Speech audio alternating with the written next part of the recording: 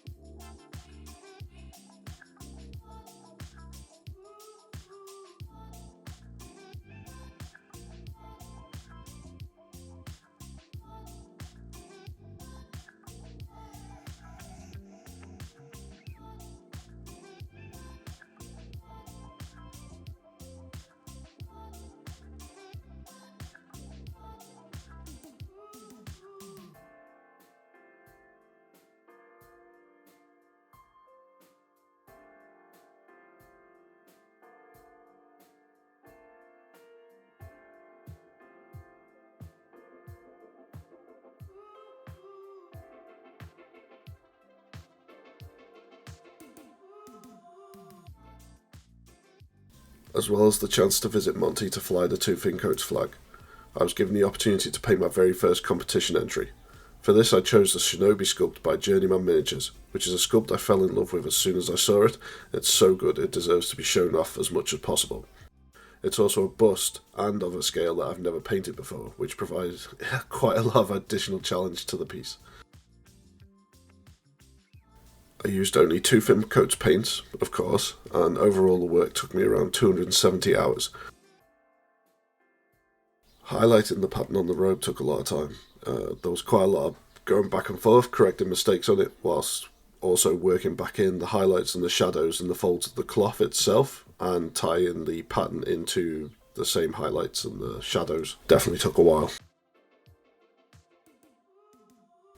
The skin also took a long time, and the face was a pretty big challenge as well. I'm super used to painting faces at around 32mm scale, so this face being almost as big as a 32mm miniature itself needed way more work, and the careful studies of contours to make it more realistic and look less like a porcelain doll. In the end, my sister came to my rescue and very kindly decided to teach me all about contouring. Once I'd finished the skin, the last major challenge, and what you can see on the footage, is the hair. Now, this, with the scale being so big, everything had to be that much more realistic, and it took a long time to study how hair reflects light. Also, painted in extra little strands and little flicks, and working out how her fringe reflects the light took a long time as well. And then also I initially opted for jet black hair, more in keeping with Japanese normal hair colour, but decided to switch to a dark auburn as I feel the colour works really well with the turquoise of the robes. So that was more of an artistic choice. I still feel that the hair, the skin to a degree, but the hair definitely more so needs a lot more work.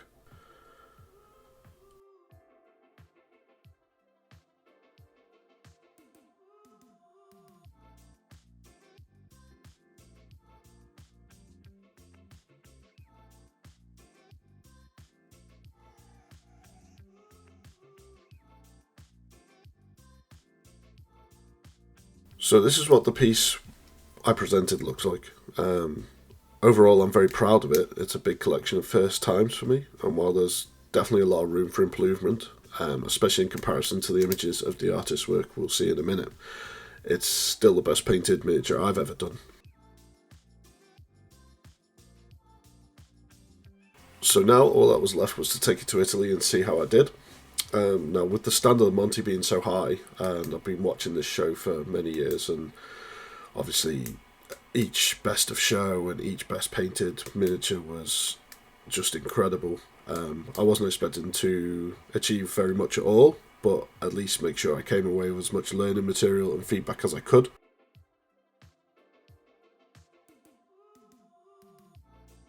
On the first evening of the show, they invite all first-timers to a little ceremony to welcome them to Monte. This took place in the square in front of the event, where you get down on one knee and declare that you're a believer, and to take a drink of mead which had been brewed specially. It's a fun but genius way of getting newcomers to feel the camaraderie of the event and allow everyone to mingle and chat, and you feel just that little bit less nervous being in the company of so many great painters.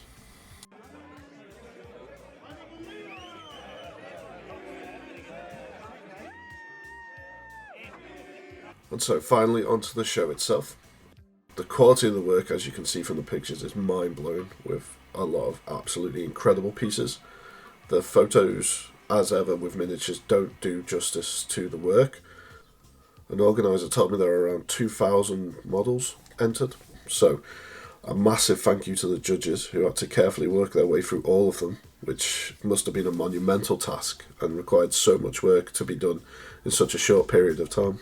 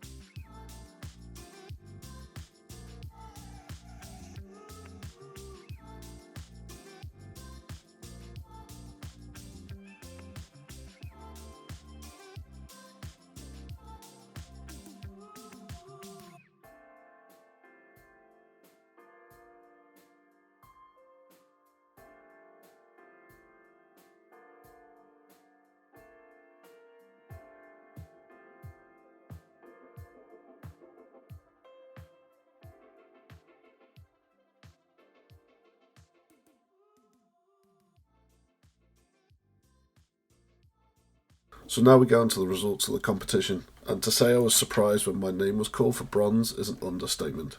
Here's still shocked me posing with the other bronze winners for a group photo, and as a trophy I got this super cool custom bronze coin.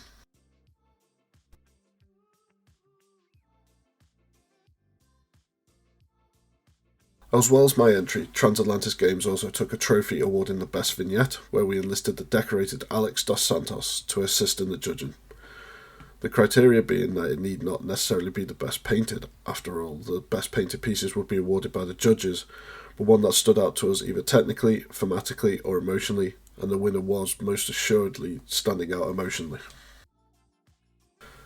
As you can see, the piece by Pavel Michal is an emotional rollercoaster, and very well executed on top of that. Almost everyone who saw it immediately saw the cute seal and then the shadow and felt a drop in emotion as they realised what it was a shadow of.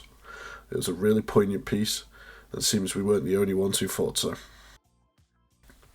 Unknown to us, Pavel's work had also been selected as most creative by the judges of the show, and it truly was the most creative piece, so massive well done to Pavel. And finally, it would be wrong not to show you the piece that received Best of Painting, and the winner this year was an absolutely beautiful piece by Remy Tremblay.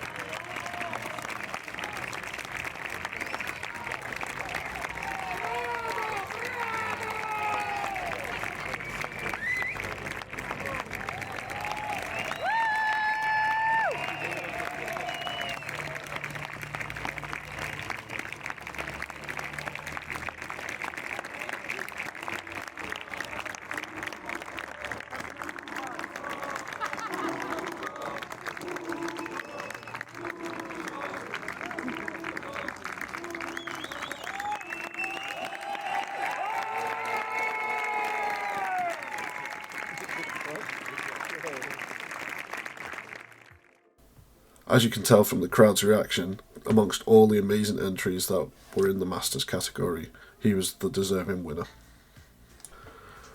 And here is Remy's incredible piece, which took some work to get photos of as everybody stopped and stared at it in wonder. As you can see, the see-through cloth is rendered so exquisitely that in the flesh in front of you, it's hard to reconcile that it's a painted effect and not the real thing. Absolutely amazing work. And so that's a very brief look at our Monte Savino show experience. We'd like to thank the organisers of the show, the judges and the people of Monte Savino for their hard work and dedication to making this show as good as it is for everybody, and for welcoming us to their beautiful town, as well as a heartfelt congratulations to everybody who won something.